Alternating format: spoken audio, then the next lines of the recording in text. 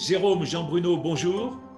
Bonjour. Bonjour. Nous sommes tous les trois au développement de la médiation de la consommation au sein de la Société de la médiation professionnelle avec Jérôme et Jean-Bruno, tu viens de nous rejoindre cette année. Nous allons plus particulièrement parler de la médiation professionnelle dans le cadre de la médiation de la consommation. On a une histoire, une grande histoire quand même, parce que tout a commencé dans le cadre de foires, par exemple, des clients qui avaient des difficultés avec des exposants, mais aussi très couramment avec des commerçants où des conventions via médiation ont été mises en place. Et bien plus tard, en 2016, c'est tout un dispositif que les gouvernements successifs d'ailleurs, ont entretenu et maintenu. Ça a commencé très rapidement après nos débuts dans les foires, à la foire de Paris notamment, puisque la directive européenne, elle date de 2013, avec un délai d'application en 2016. Donc au 1er janvier 2016, la mise en place de la médiation de la consommation a été effective en France. Et on a donc été très actifs, très proactifs sur cette thématique.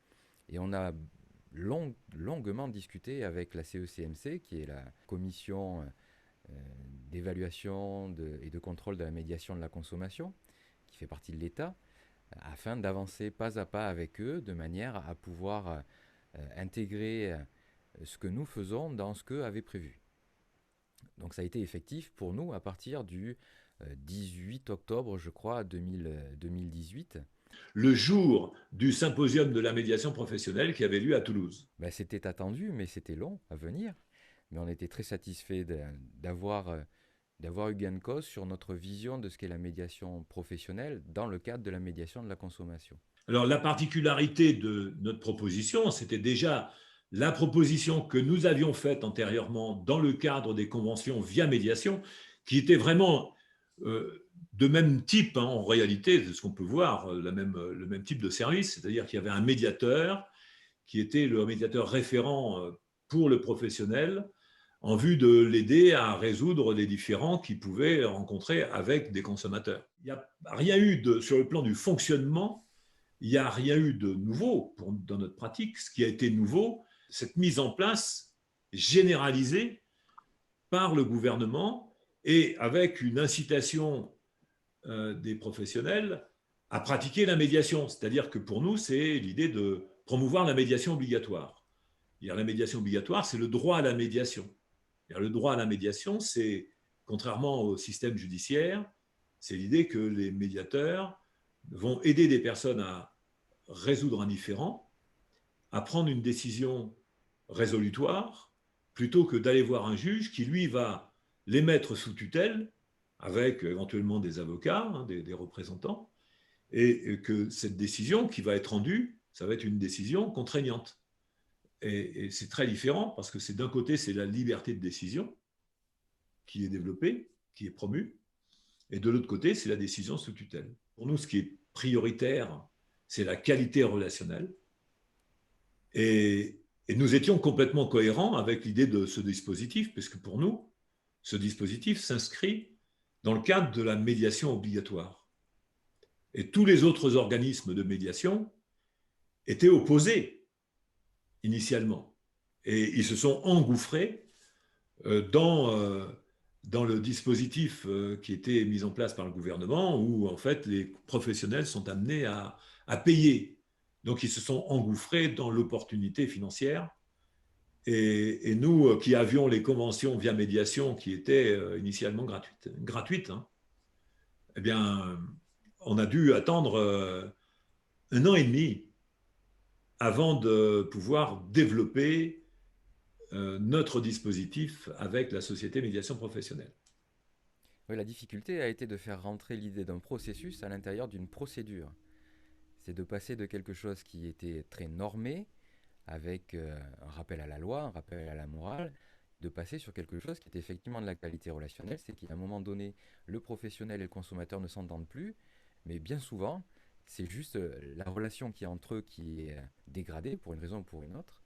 Et donc, la volonté, c'était de mettre une procédure. Ben, nous, on applique ce qu'on fait en médiation professionnelle. C'est-à-dire qu'on ne vient pas là pour faire quelque chose de nouveau, on applique ce qu'on fait en médiation professionnelle dans le cadre de la consommation afin de permettre à tout le monde de repartir avec une solution qu'ils auront choisie déjà et qui pourront en être satisfaits.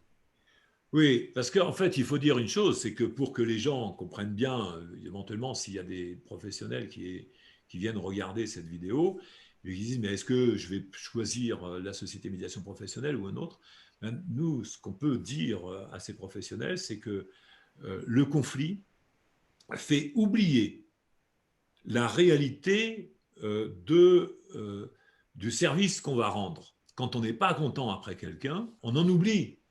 On peut oublier ce qu'on fait réellement pour se consacrer au conflit ou pour dire ben, puisqu'il veut le conflit, il va l'avoir. Eh bien, c'est pas ça, parce que l'entreprise, elle va vendre un produit, vendre un service. Il ne faut pas oublier que c'est ça l'objectif. Que l'objectif, c'est pas de se consacrer à un phénomène parasitaire qui est une relation qui se dégrade. Il faut pouvoir la rétablir, cette relation, dans le champ de l'activité qu'on conduit. C'est-à-dire, si je vends, par exemple, des maisons, eh bien, mon objectif, ça ne va pas être de me consacrer ou de consacrer un temps à de la conflictualité. Le mieux, c'est de trouver un professionnel qui va permettre de promouvoir l'entente. Et c'est ce que nous proposons. N'oubliez pas que ce que vous faites avec plaisir, c'est de développer la vente de vos produits et de vos services.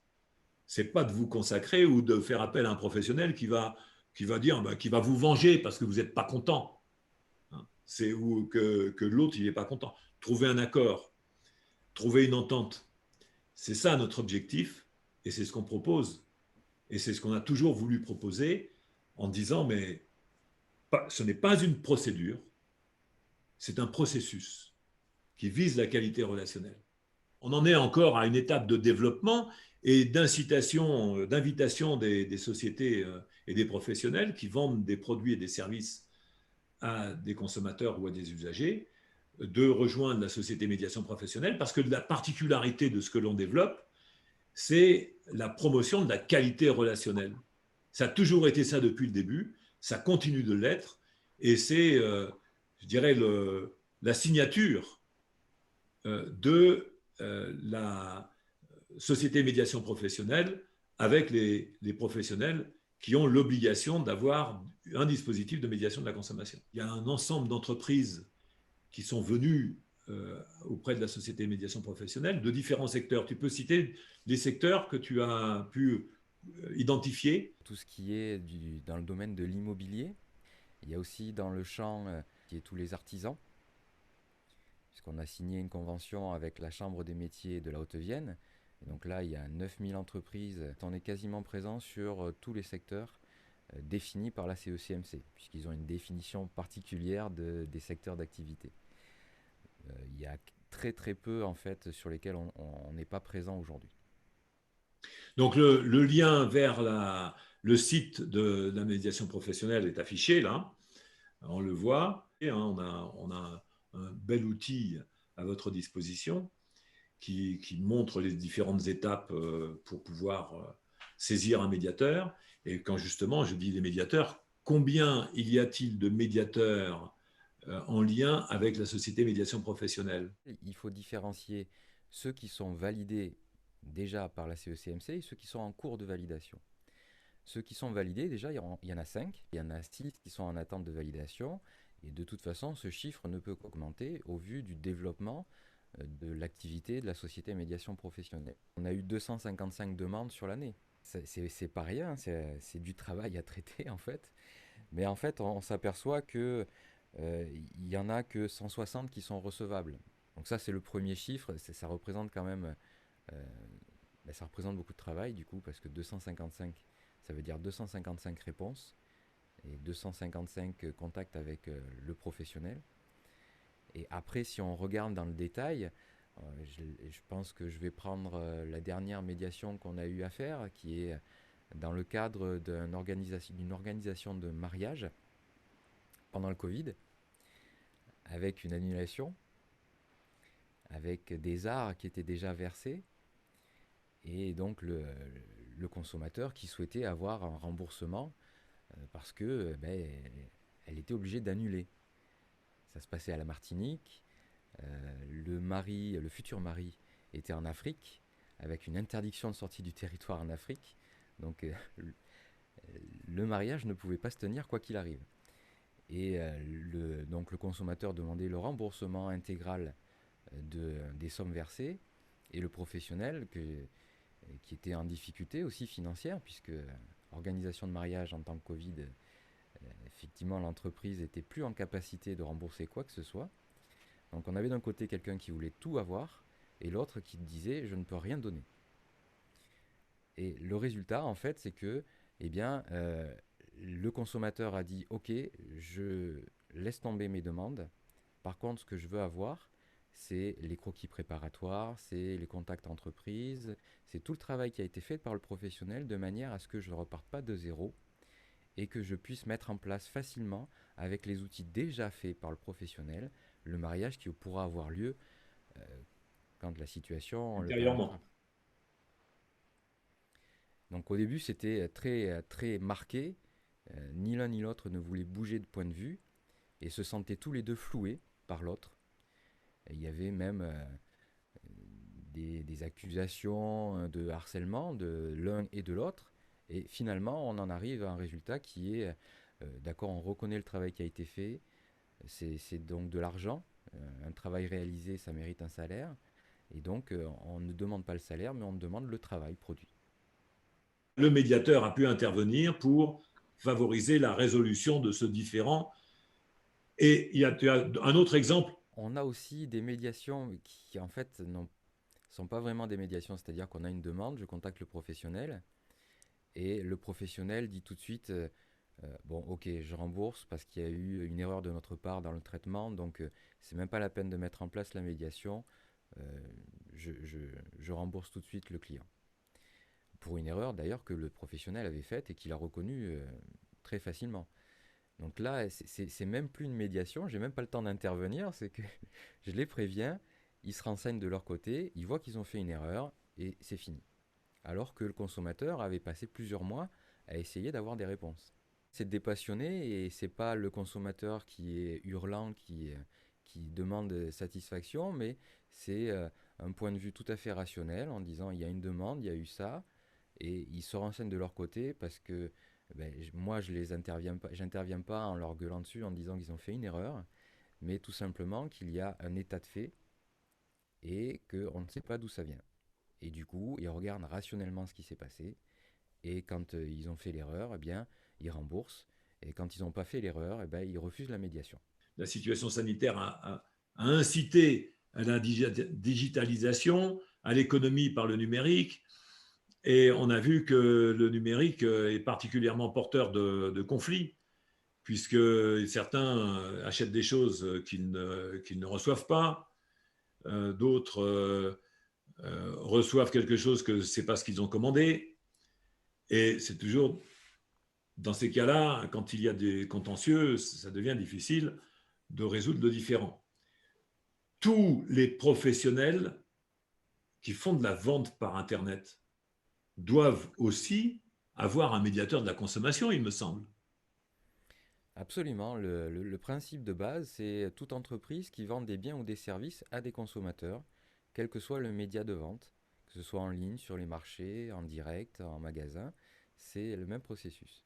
Alors, pour faire l'information, il faut que ces sites de vente sur Internet affichent sur leur site de manière visible par le consommateur les coordonnées du médiateur référent. Oui, ça c'est l'obligation légale. Alors certains professionnels n'ayant pas toutes les informations se retrouvent à mettre le nom d'un médiateur de la consommation sans avoir contractualisé avec le médiateur. Il y a une équivoque là-dessus et quand on prévient le professionnel, en fait, il s'aperçoit de son erreur et à ce moment-là, il y a une signature de convention qui est faite et tout est rétabli. mais l'information en elle-même auprès des professionnels, elle n'est pas encore optimale, ce qui fait qu'il peut y avoir des ratés justement dans la publicité que les entreprises font de leur médiateur de la consommation et parfois celles qu'ils ne font pas du tout parce qu'ils ne savent même pas que c'est une obligation. Le risque prévu par la loi, c'est entre 3 et 15 000 euros d'amende. Dans les faits, en fait, quand les professionnels nous contactent, parfois c'est parce qu'ils sont un peu aux abois euh, après une vérification de la DGCCRF. Et en fait, dans les faits, la DGCCRF fait un rappel à la loi avec un délai pour se mettre en conformité. Donc, est-ce qu'on peut dire aux professionnels, ne vous inquiétez pas, mettez-vous en conformité avec la loi, mais dans tous les cas, ne vous inquiétez pas parce que la DGCCRF, le temps qu'elle fasse les contrôles, quand elle va arriver chez vous, elle va vous faire un petit rappel et puis finalement, vous pourrez vous mettre en conformité à ce moment-là. Je pars pas là-dessus quand je suis avec une entreprise au téléphone qui demande des informations. Je leur dis pas attendez qu'ils viennent vous voir. Parce qu'à ce jour, effectivement, il n'y a pas eu d'amende donnée euh, d'entrée de jeu, mais personne ne dit que ça ne pourrait pas arriver dans les mois à venir ou les années à venir, je ne sais pas. Là, le législateur a prévu une amende et il n'a pas prévu un rappel à la loi. Donc aujourd'hui, ils font des rappels à la loi pour informer, mais demain, ils peuvent très bien passer à l'amende directement.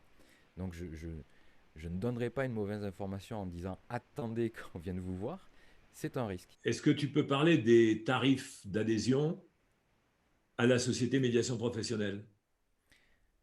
Il y a en fait plusieurs façons de voir le tarif avec les entreprises. On a mis en place quelque chose pour promouvoir la création d'entreprises, c'est-à-dire que toutes les entreprises de moins d'un an bénéficient d'un abonnement spécifique qui est de 15 euros hors taxe par an pendant les 3 ans de la convention initiale. Après, pour les autres entreprises, il y a plusieurs facteurs à prendre en compte.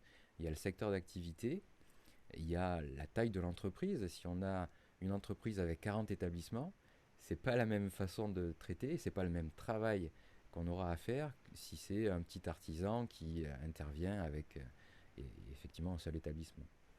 Et puis il y a un troisième facteur à prendre en compte, c'est est-ce que cette entreprise est créatrice à ce jour de nombreux conflits ou litiges, ou au contraire si c'est une entreprise qui bah, travaille déjà avec son intuition et évite les situations conflictuelles et rétablit la confiance qu'il peut y avoir entre elle et le consommateur. Donc si une entreprise a eu 15 litiges qui l'ont amené euh, en procédure au tribunal pendant les 12 derniers mois, ce ne sera pas le même risque et le même travail pour nous que quelqu'un qui n'a jamais eu de litige à ce jour. Et puis après, il y a les conventions cadres, c'est-à-dire une fédération choisit de passer par nous pour ses membres. Là, à ce moment-là, on a une tarification qui est différente, puisque la plupart du temps, c'est la fédération qui prend en charge le coût de l'abonnement et qui après est libre de le répartir sur ses membres ou pas. Et donc là, on a un tarif spécifique pour les conventions cadres. Voilà les 3 types de tarifs que nous proposons aux entreprises, aux organisations en général. Voilà 2 ans, Jérôme, que tu pilotes la médiation de la consommation avec la société médiation professionnelle. Et compte tenu de son développement, le choix a été fait d'intégrer Jean Bruno, qui nous a rejoint, qui lui-même est médiateur professionnel depuis 2007, on peut le dire. 2007, depuis 2007, et donc qui connaît bien la situation, qui a une bonne connaissance aussi de la situation par rapport à la médiation de la consommation. J'ai suivi pour ce faire les formations proposées par l'EPMN et je vais en suivre une autre bientôt d'ailleurs avec Jérôme qui se profile, je pense, la semaine prochaine. C'est-à-dire que pour être médiateur de la consommation, déjà, il faut avoir un agrément, enfin une reconnaissance par la CECMC, mais ce n'est pas suffisant. Parce qu'en fait, une fois qu'on est reconnu médiateur de la consommation, on peut faire appel à d'autres médiateurs qui eux-mêmes ne seront pas médiateurs de la consommation, qui seront référents sur un certain type de convention et qui travailleront en lien avec la société médiateur professionnelle qui est reconnue médiateur de la consommation Et il y a des médiateurs qui sont référents et qui interviennent concrètement sur les différents. Donc là, Jean-Bruno, tu es en cours de validation. Oui. Indépendamment de ça, indépendamment de la validation, Ben, voilà, je m'occupe de faire du référencement, je m'occupe de répondre aux demandes, je m'occupe de traiter les conventions, de faire en sorte que ces conventions correspondent bien au profil de l'entreprise. J'ai des relations avec chaque professionnel, souvent qui ne comprennent pas non plus cette loi, qui peuvent la trouver abusive. Et donc, je travaille avec eux sur cette compréhension de cette loi et sur effectivement l'intérêt qu'ils pourraient avoir à se conventionner avec la SNP. Et puis ensuite, je rédige les conventions avec Jérôme et on les affilie, on les met en conformité professionnelle avec la loi. Donc c'est comme ça qu'on voit apparaître sur le site de la médiation de professionnels toute une cascade de logos et les personnes peuvent faire une recherche très facilement. L'outil est vraiment souple. Hein. Il suffit de mettre dans la barre de recherche le début même d'un nom pour que le nom apparaisse dans la liste et puis après on valide et puis on peut faire des recherches vraiment de tout type, même à partir des spécialités. Oui, et puis c'est très simple aussi pour le particulier qui voudrait saisir un médiateur de retrouver donc l'entreprise avec laquelle il est en litige et d'appuyer sur demander une médiation. C'est aussi ce référencement et cette articulation sur le site dont je m'occupe pour l'instant. Alors là-dessus, on aurait presque envie de se quitter, mais ce n'est pas le moment de se quitter parce que Jérôme, il y a quand même quelque chose de très important que tu as réalisé parce que tu es le principal acteur, bien sûr. Je ne vais pas cacher en disant que je n'ai pas été le booster, mais tu as été le principal acteur du travail qui a été réalisé pour la médiation de la consommation, et pas que, puisqu'il y a un livre, le premier livre sur la médiation de la consommation qui va sortir. C'est en cours. Voilà déjà la couverture que Jérôme a imaginée, c'est celle-là. Vous avez dans ce livre de quoi mettre en place un dispositif qui est très efficace. Qu'est-ce qu'il faut faire? Comment il faut le faire? À quel médiateur faire appel? En qui avoir confiance? Quelles sont les différentes postures des médiateurs? Et puis, si vous voulez devenir médiateur de la consommation, ben, c'est un livre indispensable parce que ce n'est pas la loi, c'est vraiment la pratique. Et puis, c'est un livre qui, a priori, sort le 18 mars sur toutes les bonnes plateformes. Je te remercie, Jérôme. Je te remercie, Jean-Bruno. Merci à toi. Merci Jean-Louis. Je vous remercie tous les deux. Et donc, que cette vidéo fasse son œuvre d'information et qu'elle devienne virale.